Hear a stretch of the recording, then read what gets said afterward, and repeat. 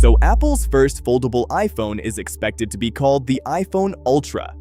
And at nearly $2,000, this should be the most advanced iPhone we've ever seen. But what if I told you it might actually be missing features that even a $600 iPhone still has?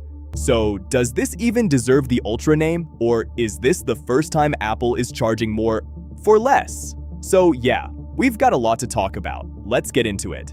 So Apple has positioned Face ID as the future of smartphone security. And to be fair, they were right, because compared to Touch ID, Face ID is faster, more secure, and completely seamless. Even a $600 iPhone 17e gives you this. So with a $2,000 iPhone Ultra, you'd expect something even better. But here's the problem. Based on all the leaks and dummy units so far, Apple is going back to Touch ID. And that's a big deal, because this isn't just about unlocking your phone.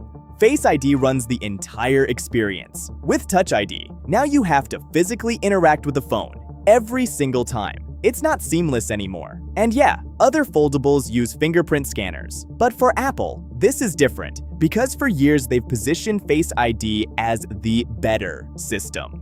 So going backwards, especially when cheaper iPhones are doing more, this doesn't feel like innovation, it just doesn't make sense. And it gets even worse. Because when Apple introduced MagSafe back in 2020, it wasn't limited to Pro, it was built into every iPhone.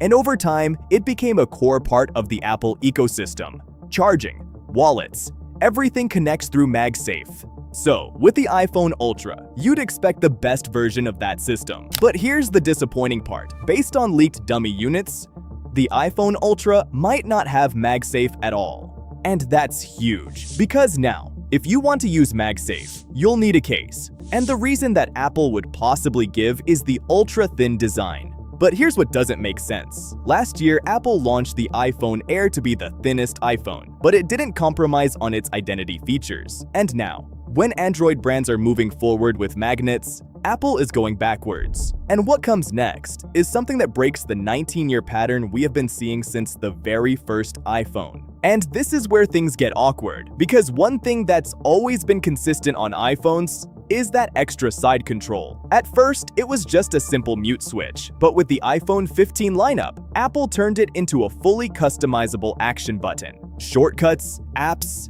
features, you can map it to pretty much anything. So with a $2,000 iPhone Ultra, you'd expect Apple to keep this and build on it. But based on the dummy units so far, the iPhone Ultra might not have it at all. And that's weird. Even other brands, like OnePlus, are moving in the same direction. And now, on their most expensive iPhone, Apple might be removing it. At this price point, that's hard to justify. Now this next one isn't a clear downgrade, but it does create a problem, because based on the leaks and dummy units, the iPhone Ultra might go fully eSIM only, removing the physical SIM slot completely. Now to be fair, Apple's already doing this in some regions, so it's not new, but globally, this still creates friction. A lot of regions still rely on physical SIMs, especially if you travel or switch carriers often. And in some markets, eSIM support is still limited. We've already seen this cause issues before. So yeah, long term it makes sense, but right now, it's a compromise. But here's where this breaks. Based on the dummy units, it looks like Apple is using that space for something else, and whatever that is, it's not adding real value. This is already confirmed. The iPhone Ultra will completely miss the telephoto camera. And this is where things get interesting, because when it comes to cameras, Apple has always followed one rule. You pay more to get more. But here, it's the exact opposite.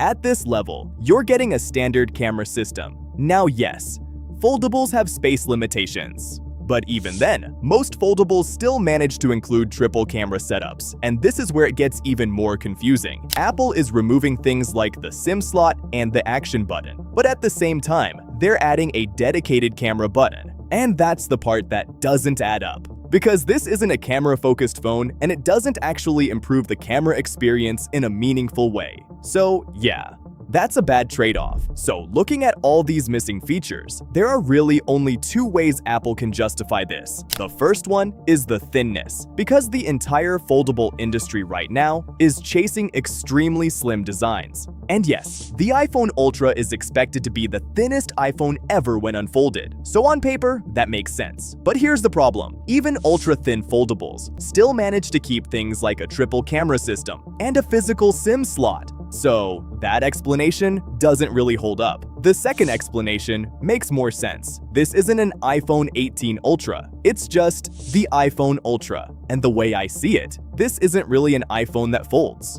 It's more like an iPad mini that folds into a phone. And on iPads, a lot of these features are already missing. So from Apple's perspective, this could be a completely different category. So at this point, this isn't really what Ultra is supposed to be. But what do you think?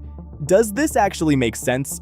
Or is this a downgrade? Let me know in the comments. And if you want to see all the crazy camera upgrades coming to the iPhone 18 Pro Max, click right here. This is Techtics, and I'll see you there.